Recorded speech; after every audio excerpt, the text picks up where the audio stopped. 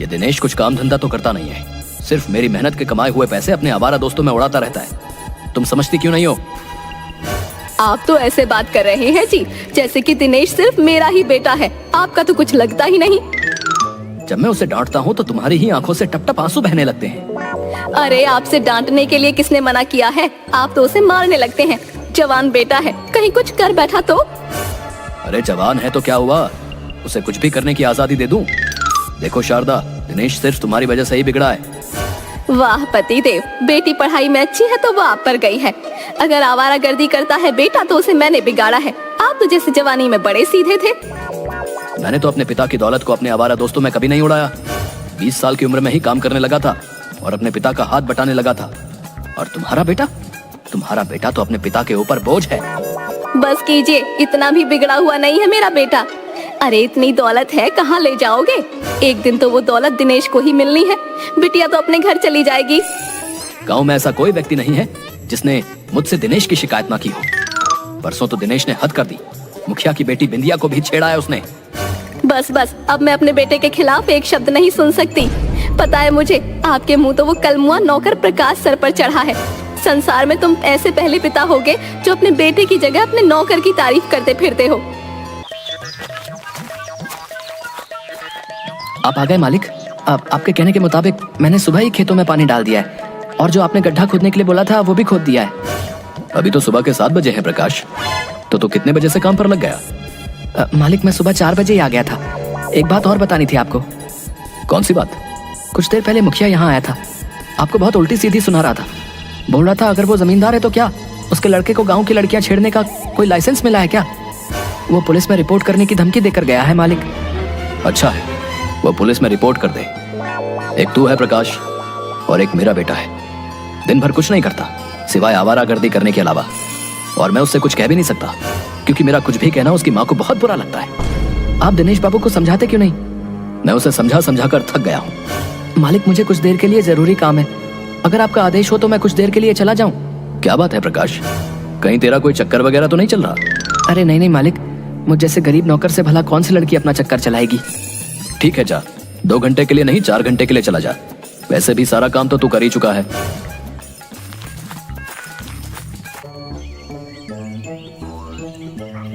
मैं तुम्हारा कब से इंतजार कर रही हूँ प्रकाश। घर में तो तुमसे बात करने का मौका मिलता ही नहीं। चारू, आज मैं तुमसे साफ साफ कहने आया हूँ कि अब मैं तुमसे नहीं मिल सकता।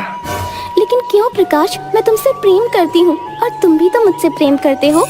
प्रेम तो मैं भी तुमसे करता हूँ, लेकिन मत भूलो कि मैं तुम्हारे घर का नौकर हूँ। मालिक मुझ पर कितना विश्वास करते हैं, लेकिन कहीं अगर किसी दिन मालिक को कुछ पता लग गया तो वो मेरे बारे में क्या सोचेंगे? मैं कुछ नहीं जानती प्रकाश, मैं तुमसे प्रेम करती हूँ और तुमसे ही शादी करूंगी। अगर मेरी तुमसे शादी नहीं हुई तो मैं जहर खाकर अपनी जान दे दूंगी। मुखिया को देखकर धनीराम चौंक गया। मुखिया जी, मैं दिनेश की हरकत पर बहुत शर्मिंदा हूँ। अरे नहीं धनीराम जी, दिनेश की हरकत को मैं कब का भूल चुका हूँ। आप भी भूल जाइए। दिनेश बच्चा है और बच्चे तो गलती कर ही देते हैं। दरअसल धनीराम जी, मैं हुकुमचंद जी को आपसे मिलवाने के लिए लेकर आया हूँ।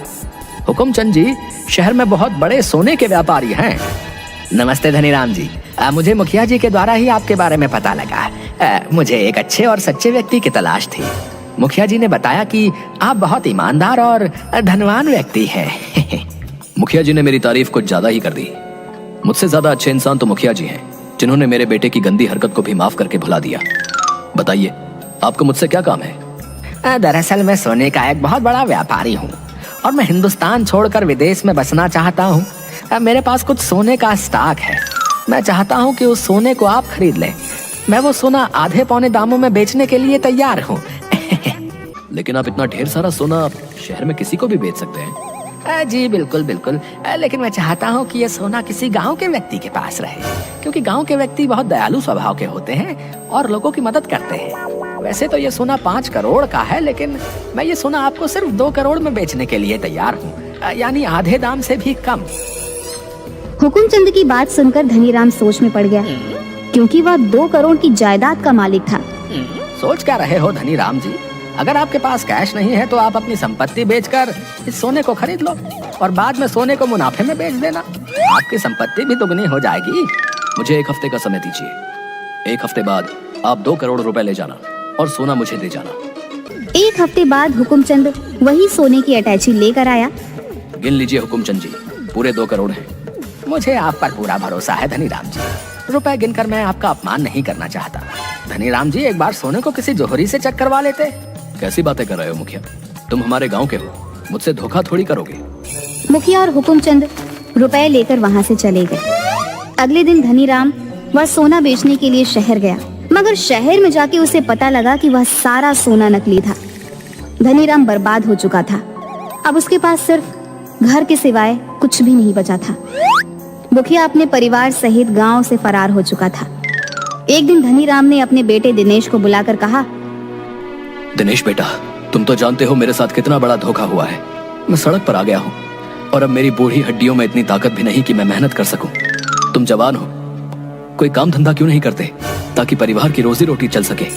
दिमाग तो ठीक है, आपका पिताजी हैं। एक तो आपने सारी दौलत पानी की तरह बहा दी, ऊपर से आप मुझे मेहनत करने के लिए बोल रहे हो हैं। मैं आपका खर्चा नहीं उठा सकता। दिनेश बाबू, आपको अपने पिताजी से इस तरह से बात करते हुए शर्म नहीं आती? मैंने अपनी आंखों से देखा था कि कुछ समय पहले आपने धनीराम जी की तिजोरी से 10 लाख रुपए चुराए थे। उस रकम में से ही आप कुछ पैसे धनीराम जी को दे दीजिए। तो मैं उसमें से एक फूटी कौड़ी भी पिताजी को नहीं दूंगा। वो पैसे मेरे खर्चे के हैं। और तू ओए 2 कौड़ी के नौकर, और मुझे आदेश देगा है? और चल भाग यहाँ से। प्रकाश, तुझे मेरे बेटे से इस तरह से बात करते हुए शर्म नहीं आती? निकल जा मेरे घर से और दोबारा यहाँ पर कदम मत रखना। ये कैसी बातें कर रहे हैं आप? बिल्कुल सही बोल रहा हूँ। ठीक है मालिक, आप कहते हैं तो मैं यहाँ से चला जाता हूँ, लेकिन मुझे आपका ये दुर्व्यवहार हमेशा याद रहेगा। प्रकाश रोते हुए वहां से चला गया। धनीराम अपने कमरे में जाकर रोने लगा। तभी चारू रोती हुई अपने पिता के पास आकर बोली, ये आपने अच्छा नहीं किया पिताजी। प्रकाश तो आपका पक्ष ले रहा था और आपने उसे ही धक्के देकर बाहर निकाल दिया। मैंने अपने दिल पर पत्थर रखकर प्रकाश को घर से बाहर निकाला है बेटी। तुम तो जानती हो कि मेरे हाथ से सब कुछ छिन गया है। मेरी आंखों के सामने दिनेश ने एक जोरदार थप्पड़ प्रकाश के गाल पर मार दिया। मैं प्रकाश को इससे ज्यादा अपमानित होते नहीं देख सकता था। अगर मैं प्रकाश से प्यार से बोलता तो वो मुझे छोड़कर ही जाता। मजबूरी में मुझे ये रास्ता अपनाना पड़ा। मैं अब इस गांव में नहीं रहूंगा। जब मालिक ने ही मुझे निकाल दिया तो फिर मेरा इस गांव में क्या काम? जिस बोगी में प्रकाश बैठा था वहां पर उसके और एक व्यक्ति के अलावा और कोई भी मौजूद नहीं था। अचानक उस व्यक्ति के मुख से झाग निकलने लगा। प्रकाश दौड़ते हुए उस व्यक्ति के पास चला गया। ये तुम्हारे मुंह से झाग क्यों निकल रहा है? मैंने कुछ देर पहले जहर खा लिया है। मैं एक बहुत ही धनवान व्यक्ति था, मगर 1 नंबर का अय्याश था। मेरी वजह से मेरी पत्नी और बच्चों ने आत्महत्या कर ली। इस बैग को देख रहे हो? इस बैग में हीरे हैं। मैं इन हीरों को लेकर विदेश में जाकर बसना चाहता था, मगर मेरी पत्नी और बच्चों की याद मेरा पीछा नहीं छोड़ती। जब वही इस दुनिया में नहीं रहे तो मैं जीकर क्या करूंगा? प्रकाश एक चतुर व्यक्ति था। वह समझ गया कि अगर उसने इसके बारे में पुलिस को बताया तो पुलिस उल्टा उसे ही गिरफ्तार कर लेगी। प्रकाश उन हीरो को बेचकर बेहद अमीर आदमी बन गया। अमीर होने के बाद प्रकाश को चारू की याद सताने लगी।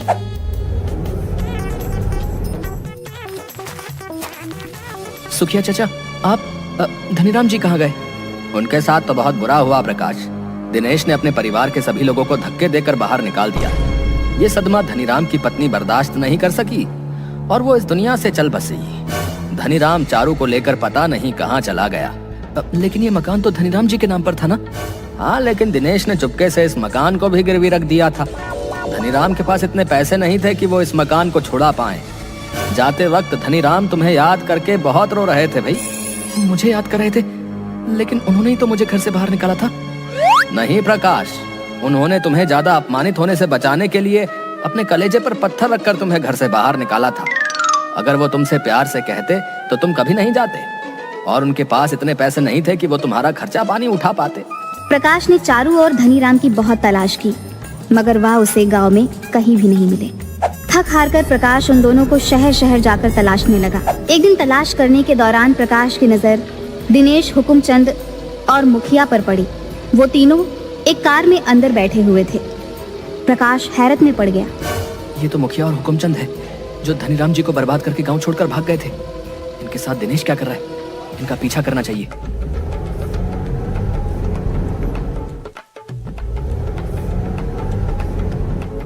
वाकई दिनेश, तुम्हारे दिमाग को मान गए। किस तरह से तुमने अपने बाप को चूना लगाकर उनकी सारी जायदाद अपने नाम कर ली भाई। अगर मुखिया जी इसमें मेरा साथ नहीं देते तो मैं अपने मकसद में कभी कामयाब नहीं हो पाता। मेरा पिता एक नंबर का बेवकूफ इंसान था। मैं जरा से पैसे क्या खर्च कर देता था, घर में रोज रोज झगड़ा करता था। वो तो भला हो मुखिया जी का, जिन्होंने मुझे ये सारी योजना बताई। दिनेश, तुम मेरी बेटी से प्यार करते थे, लेकिन तुम कोई काम धंधा तो करते नहीं थे, और धनीराम तुम्हें कभी भी व्यापार करने के लिए पैसे नहीं देता। इसलिए मैंने पहले ये अफवाह उड़ाई कि तुमने मेरी बेटी को छेड़ा है, और कुछ महीनों बाद मैं हुकुमचंद को लेकर धनीराम के पास पहुंच गया और उसे ऐसा जताया कि जैसे मैंने तुम्हें माफ कर दिया है। धनीराम मेरी इस भलाई को देखकर सब कुछ भूल गया और मुझ पर विश्वास कर बैठा। भगवान तेरे जैसी औलाद किसी दुश्मन को भी ना दे। अरे तेरे जैसा कपूत जिस घर में पैदा हो जाए, उस घर को बर्बाद होने से भला कौन रोक सकता है? प्रकाश, तुम्हारे शरीर पर ये महंगे कपड़े कहाँ से आए? इसे चुरा कर लाए हो? प्रकाश नहीं, कृष्णा कहो दिनेश। कल के वक्त का एक मामूली नौकर आज के वक्त का एक बहुत बड़ा धनवान व्यक्ति बन चुका है, जो तुम्हारे जैसे न जाने कितने दिनेश को खड़े खड़े खरीद लेगा। तुम्हें तुम्हारे किए की सजा जरूर मिलेगी। सीधी तरह से ये बता दो कि धनीराम जी और चारू कहाँ हैं? मुझे क्या पता वो कहाँ है? हो सकता है सड़क पर रोड एक्सीडेंट में कहीं मर गए होंगे। दिनेश की बात सुनकर प्रकाश को बुरी तरीके से गुस्सा आ गया। उसने गुस्से में तीनों को पीट दिया और तुरंत पुलिस के हवाले कर दिया। प्रकाश शहर का बेहद अमीर आदमी बन चुका था। पुलिस ने उन तीनों को धोखाधड़ी के आरोप में जेल में बंद कर दिया। प्रकाश मंदिर में रोज प्रार्थना करने जाता था और एक दिन उसकी नजर मंदिर की सीढ़ियों पर पड़ी। उसने देखा कि मंदिर की सीढ़ियों पर धनीराम और चारू बैठे हुए थे। प्रकाश तुरंत वहां पर पहुंचा। मालिक, मैं आ गया। मैंने आपको कहाँ कहाँ नहीं ढूंढा। तू तो बहुत बड़ा आदमी बन गया है रे प्रकाश। हाँ मालिक, लेकिन मैं कल भी आपका नौकर था और आज भी आपका नौकर हूँ। प्रकाश को देखकर चारू की आंखों में खुशी के आंसू आ गए। तेरे जाने के बाद इस संसार ने हम पर कई कहर ढाए। मुझे सब पता है मालिक, लेकिन शायद आपको नहीं पता कि आपके साथ धोखा किसी और ने नहीं बल्कि आपके ही बेटे दिनेश ने किया था। दिनेश हुकुमचंद और मुखिया से मिला हुआ था, लेकिन मैंने उन तीनों को गिरफ्तार करके जेल भिजवा दिया है। अब वो कभी बाहर नहीं आ पाएंगे मालिक। उनकी सारी जिंदगी जेल में कटेगी।